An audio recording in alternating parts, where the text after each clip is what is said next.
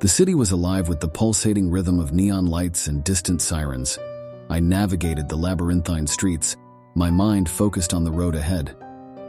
The radio's chatter provided a backdrop to the urban symphony as I drove, my thoughts a million miles away. Amid the cacophony, I noticed a lone figure standing on the sidewalk. His appearance was unremarkable: a worn jacket, tattered jeans, and a backpack slung over one shoulder. His thumb was extended, hitchhiker's sign of hope. Despite my initial hesitation, a pang of sympathy swelled within me. I pulled over, and he climbed into the passenger seat. "Thanks for stopping," he said with a friendly grin. His voice held a subtle charm, and I couldn't help but offer a nod of acknowledgement. He introduced himself as Martin and proceeded to engage in casual conversation, quickly putting my initial wariness at ease. As the city lights grew distant, the conversation flowed easily between us. Martin spoke of his own travels, of roads taken and paths abandoned. There was an enigmatic aura about him, a magnetism that drew me in. The moon hung high in the sky, casting an ethereal glow on the landscape.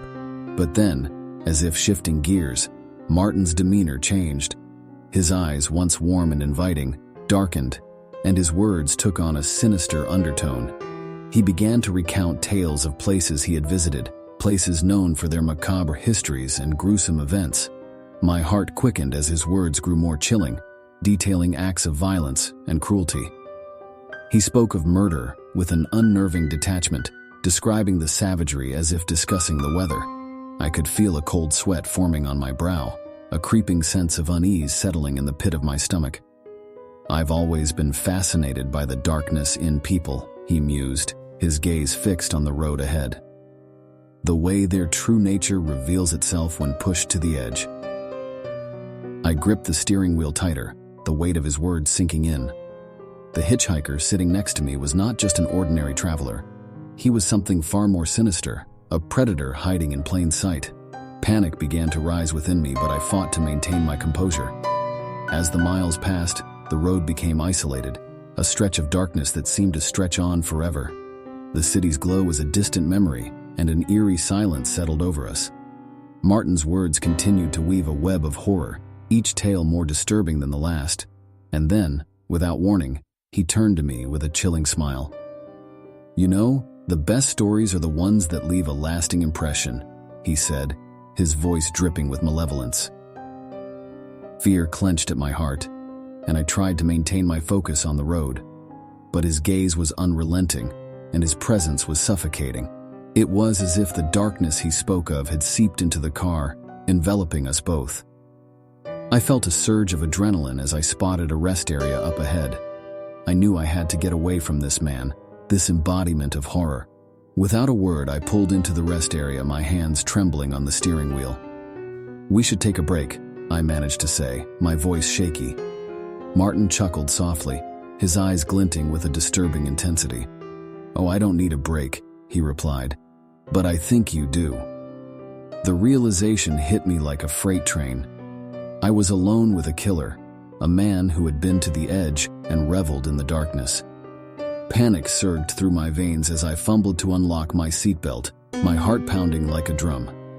Before I could react, he lunged at me, his fingers closing around my throat with a vice-like grip.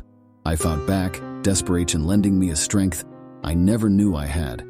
The car's interior became a battleground, a struggle for survival that played out in the suffocating darkness. But his strength was undeniable, his grip unyielding.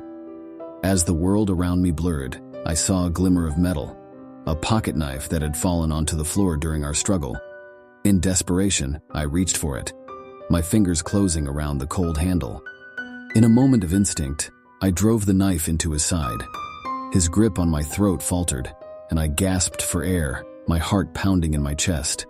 He slumped against the seat, his eyes wide with shock and pain. I stumbled out of the car, the night air a welcome rush against my skin. My hands trembled as I dialed 911, my voice a mixture of panic and relief as I explained the situation. Within minutes, the police arrived, their flashing lights illuminating the darkness. As I watched them arrest Martin, I couldn't shake the feeling of horror that had settled over me. The man who had seemed so unassuming, so friendly, had been a predator all along. The city lights seemed to sheen a little brighter, and I vowed never to pick up a hitchhiker again. The events of that night would stay with me forever, a chilling reminder that darkness could hide behind a smile, that evil could wear the mask of normalcy.